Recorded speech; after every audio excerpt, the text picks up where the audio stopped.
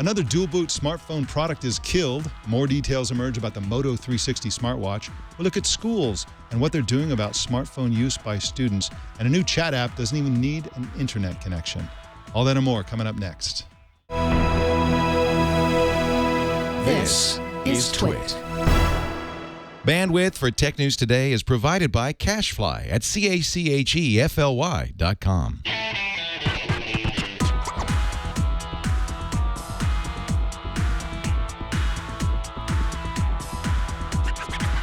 It's Thursday, March 20th, 2014, and this is Tech News Today.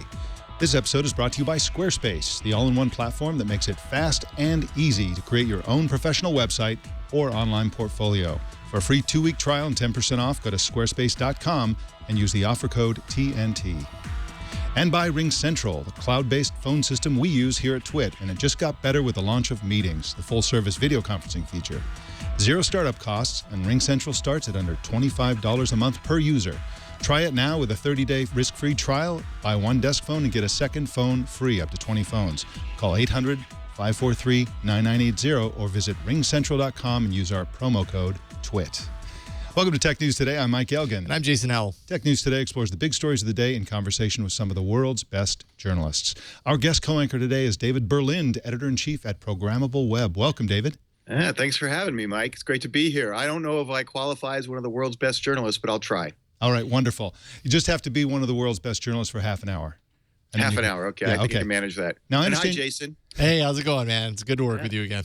Again, that's right. When was the last time? Like 10 years ago or something? Yeah, probably about that. Produced one of your show, the Dan and Dave show, was the first podcast that I ever produced, and it was for ZDNet. So It's you got me started in this business. crazy world. Mm-hmm. Now, David, you have a conference coming up, I understand. That's right, I do. It's called API Con. It's a conference for those people who are interested in the API economy, API providers who are either in the business already or want to get into the business, developers. We're going to have a hackathon. We're going to have lots of conference sessions where new practitioners will learn from the people who've done it before, from the mistakes they've done and from their successes. We're going to have a lot of workshops for developers who can learn how to develop web apps and mobile apps using the APIs from some of the big API providers out there. So it's going to be a lot of fun. It's May 27th through 29th in San Francisco at the Hilton Union Square. And if anybody's interested and they want to come join the fun, you can go to apicon.programableweb.com and you stick your name in there. Pretty soon we'll have a site up live, a full-blown website, but if you put your name in there, we'll give you the early heads up on when registration opens. We really have a lot of limited space, so it's to get in there early if you can. It's not going to be very expensive to go. It's going to be a lot of fun. And we also have a rock concert going on the second night of the show. If you've ever heard of the band Cake, they'll be performing for us. I told you could do a plug. Yeah. So there you go. That was a commercial. You were giving me a hard time about the length of our Twitter handle for Tech News Today TV. Yeah. Well, anyway. I get going. I'm so excited about this. I'm sorry. Okay, all right. Okay. I won't say anything else. Here's an idea. Let's do the news. How about that? Sure. Another dual-boot Windows Android project has been killed. Chinese phone maker Huawei announced a dual-boot handset just last week, but now Huawei said they've canceled their plans to launch the phone. Phil Goldstein is the editor of Fierce Wireless. He broke the story about this, and he's here to talk to us about it. Welcome, Phil. Thanks for having me. So why are these dual-boot devices being announced and then canceled? Well, I think that from what I can gather, there's a lot of pressure being put on OEMs like Huawei, like ASUS, by Google and Microsoft to basically not have these dual boot devices come to market because it would either dilute their own operating system and their own hooks into consumers' mind share and consumers' wallets in terms of apps, or because it could potentially allow another operating system to crack market share that they have. For instance, allowing Google's Android to crack into the enterprise market, which Microsoft obviously has a very strong position in. A lot of that is pure speculation at this point because Google and Microsoft aren't really commenting on how they're approaching these. Microsoft says that it hasn't really changed its policies, but we don't know what those policies are. Basically, the Wall Street Journal reported last week that both Google and Microsoft had put pressure on ASUS to cancel this transformer book duet device that had been announced at the Consumer Electronics Show in January, which was this dual OS device that Intel CEO Brian Krasnich had even really promoted on stage, and that they basically brought pressure to bear, and it's no longer going to come to market. I think that the Huawei device is a little bit different. That case is a little bit different in the sense that these comments were made by the Huawei Device Business Group CMO to the publication Trusted Reviews at the Mobile World Congress trade show in February in Barcelona. And I guess at some point after he made those comments, Huawei decided to change its position, or had already changed its position, and that executive had not been informed of the company's change in position. And we were looking into this and found out about the change, and just reported it. Mm-hmm. It wasn't something that we were expecting to hear about in terms of a change in position. We were just more looking for details on when this device was going to come to the U.S. market and if it was going to be sold through a wireless carrier. And then Huawei informed us that no, in fact, we don't have plans at this point to do this dual OS device. Now, Phil, we talk about how Microsoft and Google are applying pressure to these companies, or maybe applying pressure. It's kind of a confusing thing to me because, first of all, what do they have over these companies where they can apply pressure? I mean, Microsoft has such low market share that you'd think they'd be glad that anyone is building Windows Phone into their device, even if it's got a shared device with Android. And Google, on the other hand, they seem to be pretty hands-off with how Android is used. I mean, vast majority of the handsets in China don't use the Play Store. There are all these forked versions like Amazon's version, which completely sidelines Google services, which ultimately is the point of Android for Google. Right. And so it doesn't quite make sense that they would be so angry about this. And it also doesn't make sense that it would be that both these companies would be against it. You'd think it would favor one company or the other. Right. I mean, I totally understand where you're coming from. I think that if you look at Huawei and their smart device portfolio, both in terms of smartphones and tablets, it primarily runs on Android at this point. And so they are really dependent upon having a strong working relationship with Google to make their smartphone sales go. I think in the fourth quarter, according to some research firms, IDC and Strategy Analytics, Huawei was the number 3 smartphone maker in the world behind Samsung and Apple, largely on the strength of their Android phones. And so I understand what you're saying. A lot of these, Chinese OEMs or ODMs in particular use forked versions of Android, and they don't really have this working relationship with Google, but Huawei does.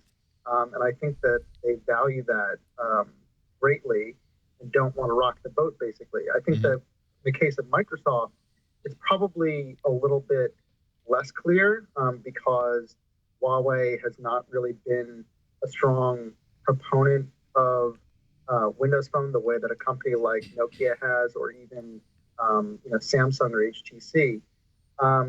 In the Huawei case, I think it's probably more likely that it was, I'm just speculating here, but pressure brought to bear by Google. Or they could have just, decided internally, this, isn't really the right fit for us. Although when Huawei CMO made these comments in February about the dual OS device, he basically positioned it as a way to help Microsoft and Windows Phone by basically saying, oh, if it's a dual OS device, that's going to attract more consumer interest and attention because it has access to Android apps and services, but also could potentially run Windows Phone. Yeah. I think that these companies basically just don't want to have the brand and user interface experience diluted by having 2 operating systems on the same device, even though a lot of companies talk about building hardware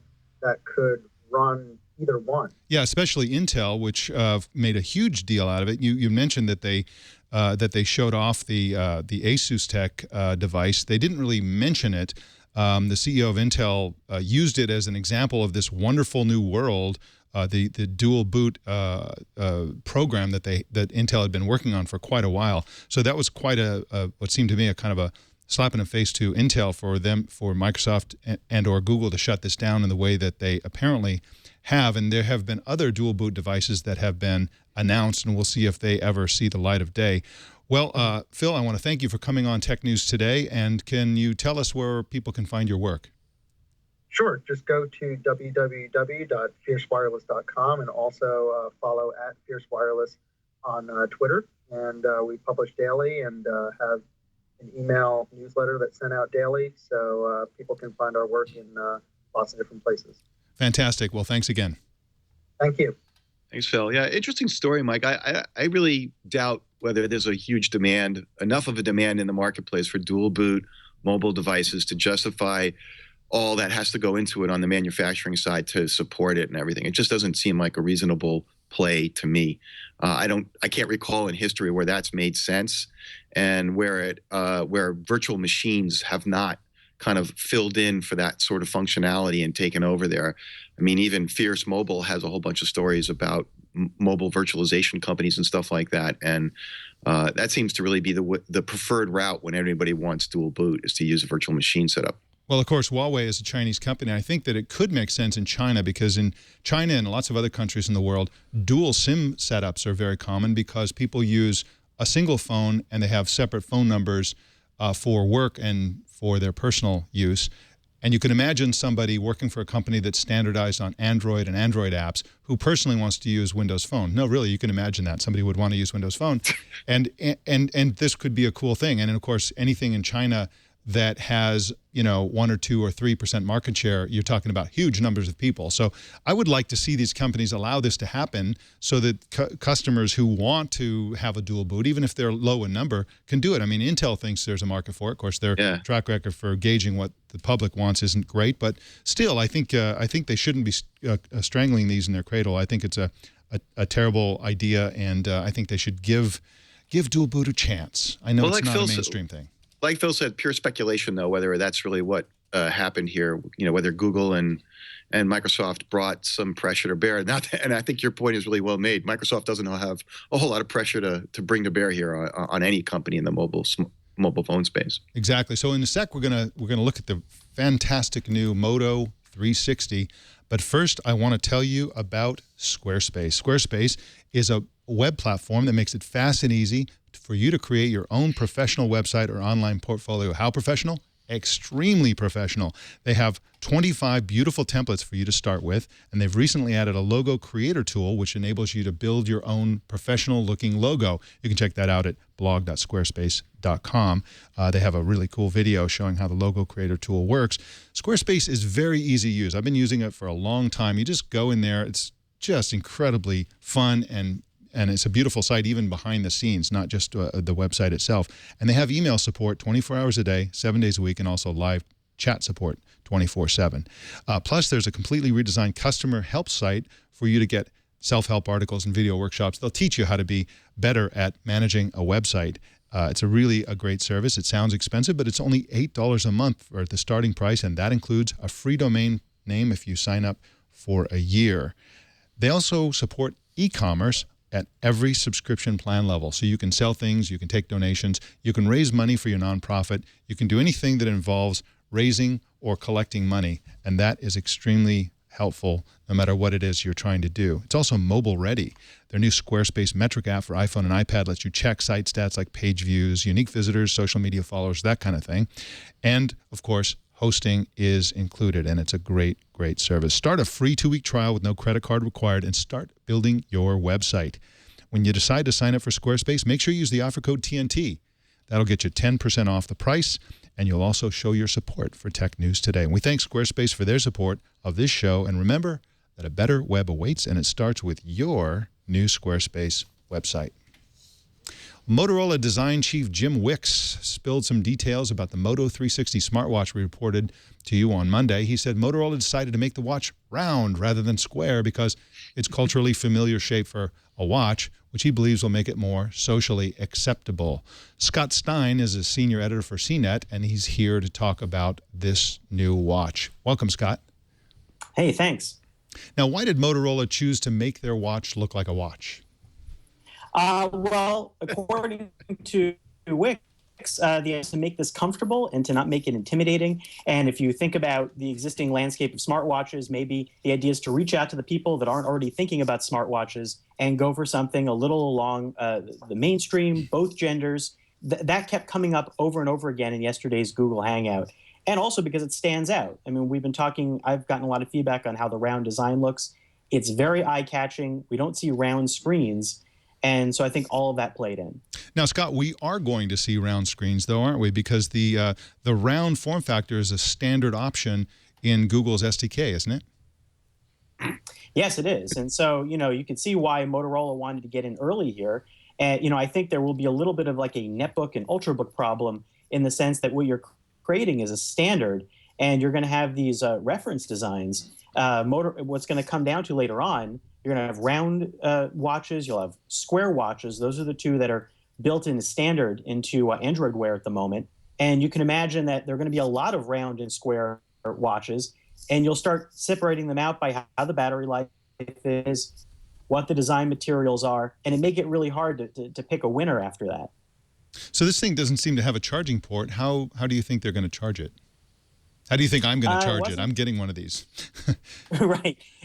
So some sort of a contact or wireless, some sort of a charge mat or connector, maybe like what the Qualcomm Talk has. They were very coy about it, and you can imagine there's some sort of an interesting cradle or mat. I don't know if they're going to reach even further than that to something more surprising, but you can tell from some of the pictures that the back has a funky kind of a design that, maybe that's an indicator that that's where the charging mechanism is at. Some contact points or something like that, right? Because the Garmin watches have these this clip that goes on the edge of the watch face, and underneath the contacts hit the bottom of the watch, and so that could be how they're doing it. Well, they claim there are no contact points. So that's also like the Pebble has those little, metal points. And I think this might be more like the Qualcomm Talk or something that's more of a surface that just, you touch to it. It's an interesting question because the problem now is that you have these specific cables like the Pebble has that you better not lose them, or you have to open up a little door to get to a micro USB. And not only is that clunky, but you also will affect things like water resistance. Yeah. Now, according to the promotional photos, it comes with a free cup of coffee. So that's going to be a great feature. I'm looking forward to that. Now, what is the connection between this device and the Moto X, and the connection between the Moto X and Motorola's previous smartwatches? I understand that there's a design connection. Yeah. So in the conversation with Wix, he said that the work that they did in the past on Moto Active and on Moto X influenced how the Moto 360 was designed, particularly in terms of battery life and what they've learned, as a watch. Now, I think you can also imagine with Moto X, that was the first example of, we saw with Google Glass, the idea of these very much along the same lines, active notifications, Google Now coming alive in a screen in front of you. And Moto X expanded that to really being aware all the time where you could talk to it and, activate it from across the room. So you can imagine that what happened in Moto X will happen on the Moto 360 and also on Android Wear devices that it seemed like the use case is very much a, okay, Google blank, and you'll be talking to it. That seems to be, that plus touch are the main ways you'll interact with it from what we've seen so far. Now, what is the major missing information on this device? I understand there's a lot of core things besides how do you charge it that we still don't know about the Moto 360. Yeah, there are a ton. One, which just was brought up to me today, which I hadn't even thought about yesterday, weirdly, is fitness tracking. There's been a lot of talk about fitness tracking on tons of devices. Samsung's upcoming products all have heart rate monitors, so it was a big feature there.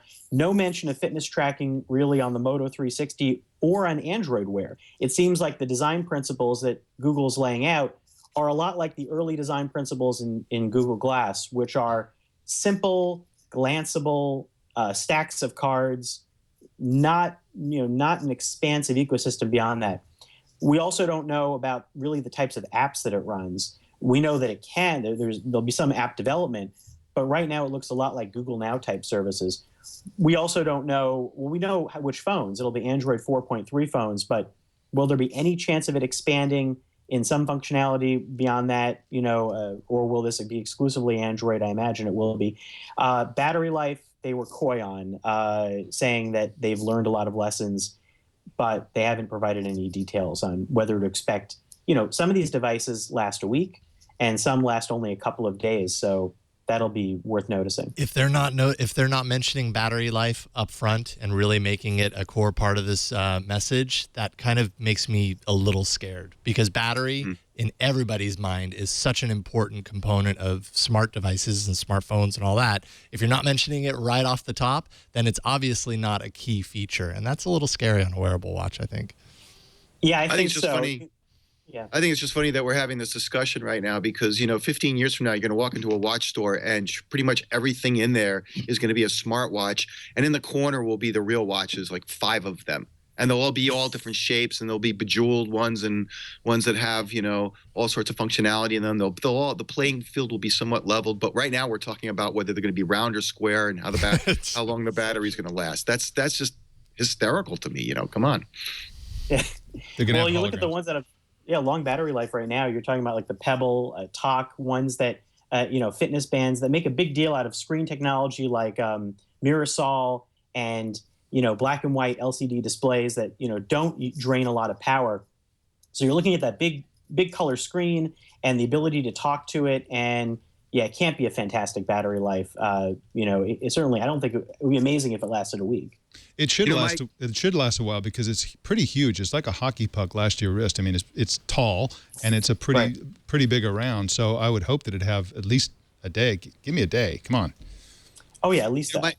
Mike, there is this. You've heard of the Internet of Things, I'm sure, and I think companies that keep it simple. A minimal amount of where the watch or the smart device is doing a minimal amount of things is a smart way to go, because you've heard about maybe the quantified self, right? And this is where there's essentially going to be platforms that take data that come from all different devices, a heart strap that's around your body, your Fitbit, your watch, and we'll aggregate that and we'll throw it up into your Google Glass or whatever that device is that you're using to kind of view all these statistics. So it really makes sense not to make the watch or any one of these devices the central aggregation point for all sorts of other data that will likely come from a multitude of devices that add up to your quantified self.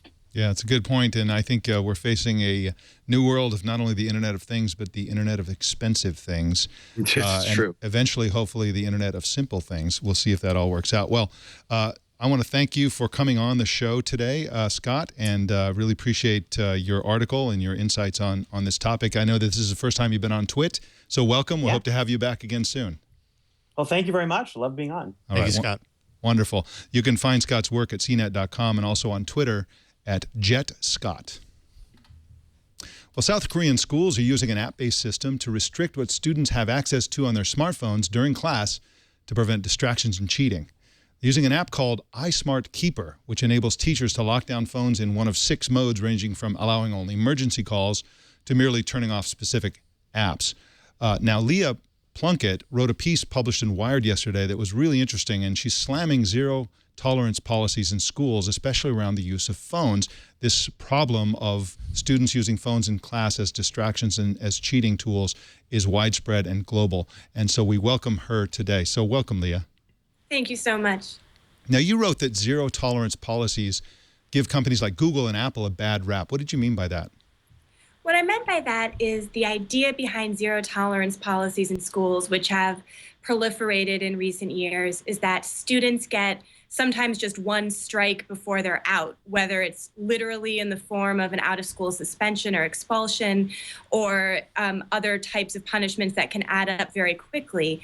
And unfortunately, tech gadgets, mostly mobile, have gotten swept up in the zero tolerance approach, so that a lot of schools and school districts will say, if you're on your phone during class, you're automatically being yanked out of class, you're going to the principal's office, we're keeping your phone, you're doing an in-school suspension, or in some cases even a brief out-of-school suspension. And so I think that that sends a message to students that technology is somehow in and of itself a bad or a dangerous thing, because simply having it, and I should say some of these policies, it's using it during the school day, some of them it's just having it on you. It's sending a message to those students that technology is something that can get them into trouble and not in a good or fun way. Now, you mentioned in your piece a study out of Harvard that looks at the conflict in schools between teachers and students over the use of smartphones. What did they find out in that study? They found out that students get frustrated pretty quickly with what they perceive as overly controlling approaches by faculty and administrators. And full disclosure, I am both a faculty member and an administrator myself at University of New Hampshire School of Law, so I get that side too. That study, which is coming out of the Youth and Media team at the Berkman Center for Internet and Society at Harvard, also found that when it came to monitoring and filtering the internet, so now we're talking whether it's on school devices or students' own devices, that the majority of students either can get around those restrictions, whatever they are, or they know someone who can. That study, which looked at students from across the country, found that it was only about 20% of them who did not know the workarounds and didn't know anyone who did know them. Well, you mentioned restrictions and using technology and other things to restrict. The Korean experiment with ISmart Keeper, which apparently they're rolling out widely in the country, was they tested it first, and it was a mixed bag because in at least three of the schools, kids were essentially rooting their phones to get around the software. In other words, they were essentially requiring everybody with a phone to have this software running on it, but the kids were just like hacking around it. This is absolutely going to happen if you try to use any sort of technology solution. What did you think about the Korean experiment with iSmart Keeper? I thought it was an intriguing idea, and I look forward to seeing more data on it. But my reaction is the same as yours, Mike, that inevitably the students are very quickly going to figure out workarounds. And in some ways, actually, having them figure out workarounds is a great series of teachable moments in terms of inspiring our next generation of engineers and tech visionaries. But in terms of actually being able to maintain order and control of your classroom, I don't think you want to try to outsource too much of that to any sort of app or software product. I think that we need to have teachers and administrators getting creative about how they keep focus in the classroom when focus is supposed to be there. You know, it's kind of a funny thing that teachers and schools look at phones as a disruption and a form of cheating and all that kind of stuff. I like to do a thought experiment. You can imagine getting in a time machine and going back to the 50s and saying in the future, in the year 2014, every student will have a magic device in their pockets that will conjure up all the knowledge known to mankind. Hundreds of libraries of Congress worth of information, and people in the 50s would think, okay, we've solved all of our educational problems. Right. And then if you were to tell them, yep, and they're banned in schools, they don't let the kids use these devices in schools. They give them pencils and they tell them to, you know, do things the old-fashioned way. They would be astonished. They wouldn't believe it. Correct. And I think that students themselves pick up on the hypocrisy that can result from the mixed messages that they're getting from schools. Because on the one hand, more and more schools, with the backing of the Obama administration, as well as a lot of leading industry figures, are coming out and saying, we want to train future tech leaders. We all need to be tech savvy. But on the other hand, they're being told, well, if your teacher has to take away your cell phone 3 times within a semester, then you're going to get kicked out of school for a few days. And kids, especially teens, love to point out inconsistencies wherever they see them. Yep. So I think some of what you're seeing is that teenagers today are reacting the way your hypothetical person back in the 1950s would have reacted, which is, give me a break. This doesn't make sense. It's a perfect... I have a 10-year-old that points out those hypocrisies. You don't have to be a teenager, and they're very, very tech literate, and they bring their devices to school, their computers, their smartphones. And at least where my kids are going to school, trust is the most important thing. You know, you trust them because that's an important relationship that has to be built between kids and educators. Agreed.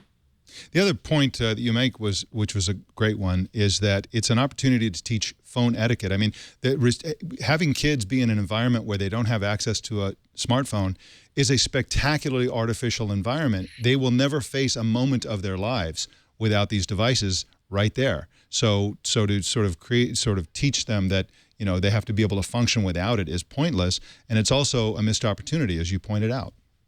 I agree completely. And I think that part of what we need to be doing as adults in general, as parents, as educators, is thinking about what kind of techniquette we actually have. Where my son, who's 3, goes to preschool, you walk in and there's a very nice sign that greets you that tells you who the teachers are that day and what activities they're doing. And right next to it is a very polite sign asking parents to put away their cell phones during pickup and drop off. And I find it very telling that from that early moment, there is some techniquette going on. Those kids are not yet playing with technology in the classroom, although my 3-year-old recently figured out the passcode to my iPad, so it's game over. But in terms, it really is terrible. But in terms of setting norms and expectations, that school is doing a great job of working with parents from the very start to say there are some spaces where you need to put your technology away. Now, the school also uses technology very effectively in other ways in terms of email and sharing pictures. And so I think that we are looking for trusting, as David said, thoughtful environments that help not just kids and teenagers, but help those of us who have the pleasure of raising them to be thinking about how we structure our homes and our routines. Well, it was a fascinating article, and I thank you for coming on Tech News Today to tell us about this. Thanks for having me. All right. You can find Leah's Thanks, work, Leah. and you can find Leah on Twitter at Leah A. Plunkett. That's with 2 T's, again, on Twitter. Thanks so much. Well, another day, another messaging app. A new app called FireChat for iOS launches today, and this one has a couple of crazy features. Frederick Lardinois, who's a writer for TechCrunch, joins us to tell us about this wacky new messaging app. Welcome. Thanks for having me again. Now, FireChat pretty much works like a regular chat app, but it also has some very unusual features. Can you tell us about those? Yeah, it's probably the first messaging app for iOS that doesn't actually need an internet connection. What it does is it uses something called multi-peer. It's a technology that's only available right now in iOS. It's something Apple makes available for its iOS 7 devices. And what it does is it simply looks for other devices around it using Wi-Fi or Bluetooth that use the same app at that moment. And in this case, that would be FireChat. And then it creates a kind of mesh network for all of those people that are using that app. So you could chat with anybody around you. Now, part of that twist is Wi-Fi you can do about, 90 feet or so maximum. But because it's a mesh network, it could actually be a lot larger because one group could be connected to another group. So you could have a whole stadium, for example, or a school if a lot of people use it, or a classroom, and kids might get in trouble there. But so you could have a really, really hyperlocal network. That's one twist. The other twist is it's completely anonymous. You could use your personal name, your real name, but there's absolutely no reason that you have to. And what it does right now is the company decided to seed the network by having a global chat room on it, not just a local one, but just in case you're alone at home, you can have a global room as well. That's a bit of a mess right now. So a lot of people are trying it out today, and I recommend you do not even look at that right now. That sounded like a good idea when it was a closed beta, but now that they've launched, it's probably a disaster. It's an absolute disaster right now. Anonymity brings out the worst in people, and I think we're seeing that in that room right now. I assume in a day or two it'll calm down, or they will have to shut it down. But it's an interesting experiment for sure. Well, yeah, that was a really concise summary of all the major points of this app, and I thank you for coming on and telling us about this crazy app. I'm going to try it. It sounds actually kind of cool. I'll stay away. I'll take your advice and stay away from that global feature. But other than that, I love the idea that mesh networking is becoming kind of standardized and appified here. So, again, thank you for coming on. Hey, no problem. Thanks for having me. All right. You can find Frederick at siliconfilter.com, which he's the founder of, and also on Twitter at Frederick L. Thanks again. That's right. Thank you. Well, we have some sad news to report today. Tech media legend Pat McGovern has died at the age of 76. He founded IDC in 1964 and launched the first major computer magazine, Computer World, which I write for, in 1967. IDC has a presence in 97 countries and has launched 300 publications, 460 websites, and 700 events worldwide. The company employs more than 13,000 people. Controversially, McGovern never took IDC public. It's still a private company. He and his wife also funded MIT's McGovern Institute for Brain Research. Now, David, you've been around for a while.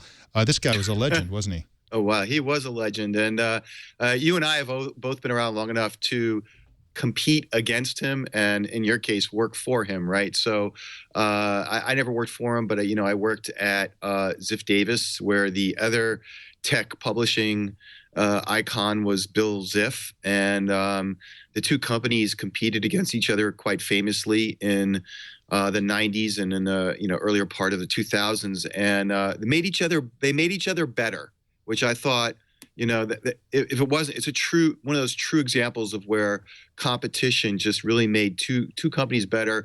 And in the end, the consumer was the one who benefited, the people who read what it was we had to write, what you wrote, for example, when you were working at CMP and what I wrote at Ziff Davis. So very sad to see him go, even though we were fierce competitors back in the 90s.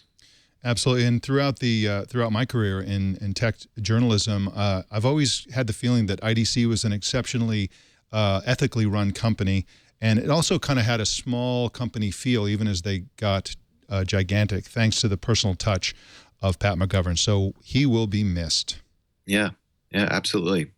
Well, we're gonna tell you about a strange sighting in the ocean. No, it's not a lost airliner. It's something else. But first, I want to tell you about RingCentral. RingCentral is a cloud-based phone system that we use here at TWiT. When Leo built the studio, we didn't want some old and busted PBX system to manage and maintain.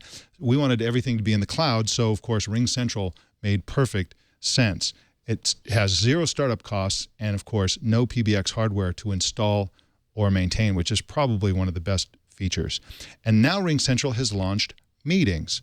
And in addition to everything we love about RingCentral, the receiving voicemails through email, sending and receiving fax messages from our smartphones, the auto receptionist, and many other features, you can now do face-to-face meetings in high def, and you can share desktop and documents with anyone, anywhere, on any device. It's super flexible. Meetings makes RingCentral the single best business solution on the market today. RingCentral offers all-inclusive pricing under $25 per month per user, and you can start right now with a 30-day risk-free trial. And they have a special offer for our listeners. When you buy one desk phone, you get a second phone free up to 20 phones. So call this number, 800-543-9980. I'm going to say that again, 800-543-9980. Or you can go to ringcentral.com and use the promo code TWIT. You got to check this out, and we thank RingCentral for sponsoring Tech News Today. Well, Steve Jobs' luxury super yacht has been spotted in Portugal. The 256-foot iMac-controlled superboat, which Jobs named the Venus, was the late Apple founder's dream project since 2008. Jobs even commissioned the designer of Apple stores to make special glass windows for the boat that could hold up the weight of the roof. This is the first Venus sighting in the wild. The yacht had been docked for years in an Amsterdam port because the designer hadn't been paid. Well, David, what do you think of this boat? Some people say it's ugly. Other people say it looks awesome. I think it looks like an Apple store that floats. I'm just wondering where the helicopter is, right? Aren't these boats, these big giant boats, supposed to have their own airport on them or something like that? They should. What would an Apple helicopter look like? Well, it would probably have the same sort of glass that it would look like an Apple, right? It would have the same sort of glass that the Apple stores have, just like the boat. It would very much match the boat, just the way all of Apple's packaging works. Paul Allen's boat has a helicopter on it, right? Mm. And I actually saw that boat docked in New York when I was going to my friend's boat, and I asked my friend, well, where's your helicopter? That one's got a helicopter. And he said, believe it or not, you have to actually install all of the things that an airport would have in its tower onto the boat in order to legally allow helicopters or other aircraft, for that matter, to land on your boat. So maybe they were just saving a little bit of money there. I don't know. But I really don't think any boat is complete without its own aircraft and airport setup. So. It's possible that Apple has built a helicopter, but they based the navigation on Apple Maps. It has not been seen since. That's true. Yeah, that's right. Well, David, I want to thank you for coming on today. It's great to see you again, and it was really great having you on Tech News Today. Yeah, thanks for having me, Mike. It was a pleasure to be here. Hopefully you'll have me back. I hope so. Yes, I hope we do it soon. Thanks again. Okay. All right. Well, there are lots of ways to subscribe to Tech News Today, and I really encourage you to do that. You can subscribe at twit.tv/TNT to both the audio and the video version. You can subscribe to our YouTube channel, youtube.com/TechNewsToday. You can also follow us on Twitter, Tech News Today TV. That's the Twitter handle that David was complaining about the length of. Tech News Today TV. It's not so bad.